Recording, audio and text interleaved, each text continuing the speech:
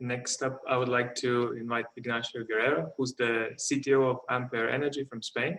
So Ignacio, the floor is yours. Well, hello everyone. For those who doesn't know Ampere, we are a company that provides technological solutions to change the electric markets by, well, providing technological solutions, devices such as storage and also bidirectional DC chargers that not only can charge cars but also discharge them and use the energy to provide energy to the houses, peak shaving, and even do grid services.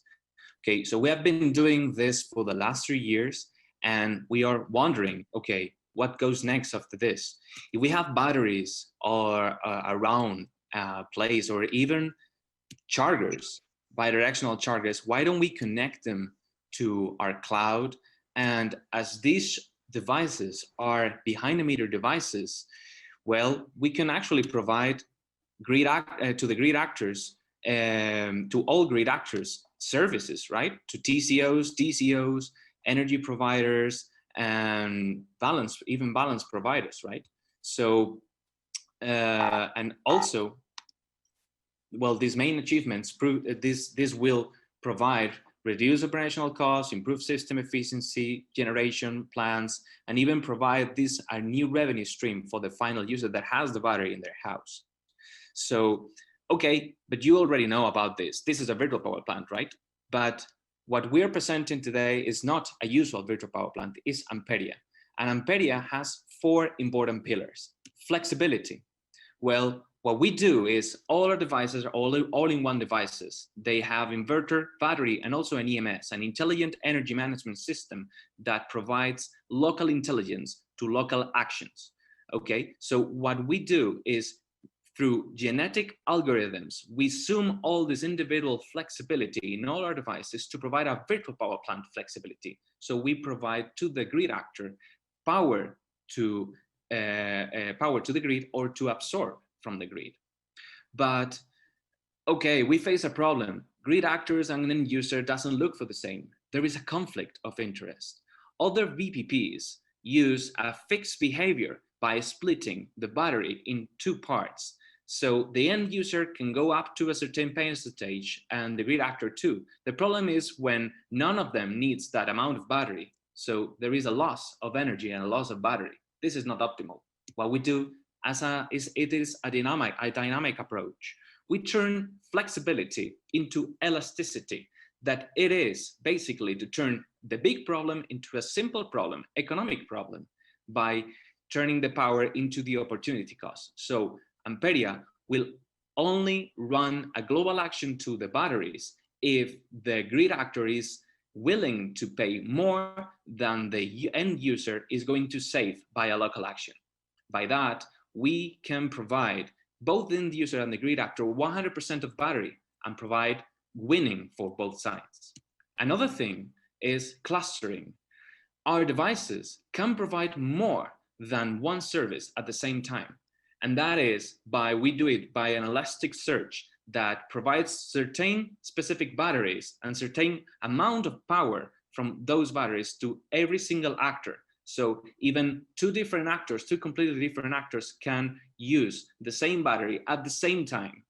Okay, that increases profitability. And also self-correction.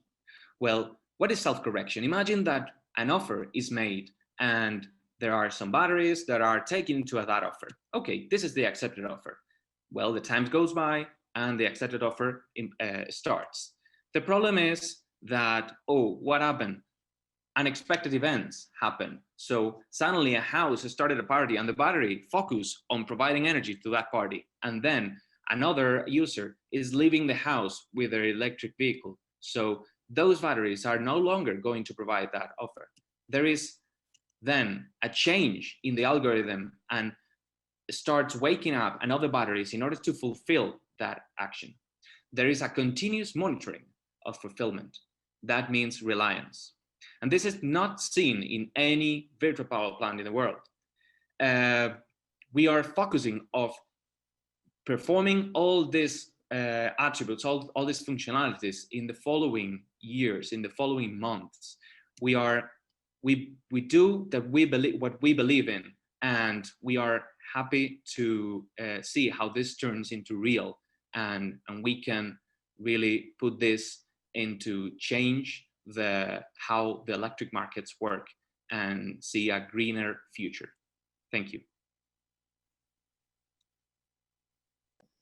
Thank you for the pitch, Ignacio. So I invite the jury members for the questions.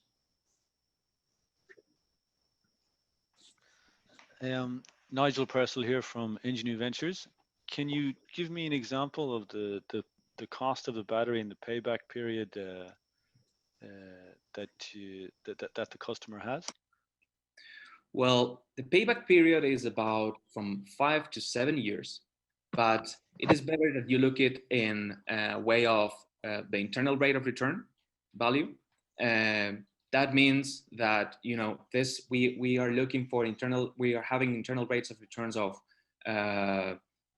12, 13%, and that means that is quite a good revenue for the end user if you compare it to another type of inversions or of investments. And that is only for local actions. If we provide global actions from Ampere, that could go even higher. Okay, thank you. I have Daniel Edgley from Inbank Capital. So could I ask, obviously when you're looking when you say provide global actions, this requires a pre-qualification. Could I ask where you are in this process, and are you looking to provide like primary balancing power for the market?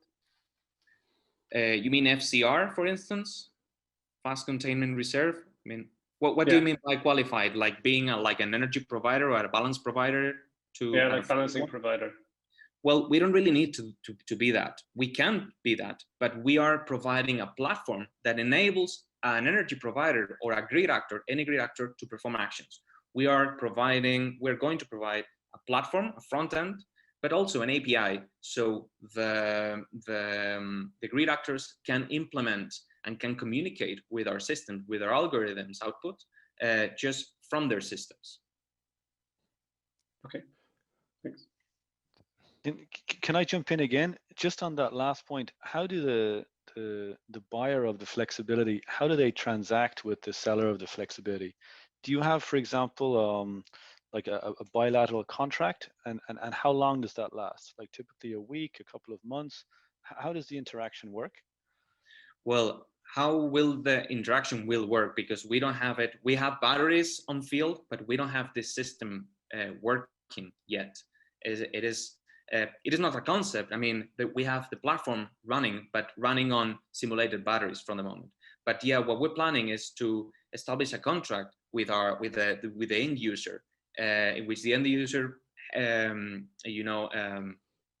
say yes to provide energy services to the grid if it is economically interesting for them, and with that, that's all. That battery connects to our platform, and our platform is used by any grid actor. And maybe if I can, if no one else has a question, but maybe Dupraz, you want to have a comment there? Please go on. That's fine. You didn't have the chance last time, so please go on. It's fine. It was more the question.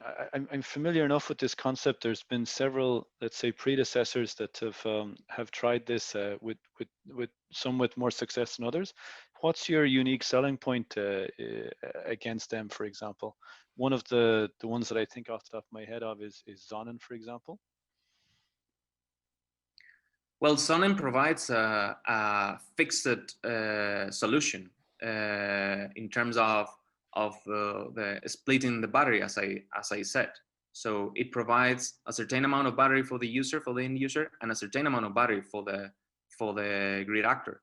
So at the end, there is, the user, if there is a cloudy day and it's going to be, the battery is not going to be used is not going to absorb energy from the surplus photovoltaic, then in that moment, the end user doesn't really need the battery or doesn't need to do certain actions that can be used by a grid actor. So our proposal is exactly that, is that, okay, both sides have the battery, and if the grid actor is willing to pay as much as the end user is going to save by their local actions, then the global action overrides the local action. Thank you, Ignacio. That's all the time we have for the questions.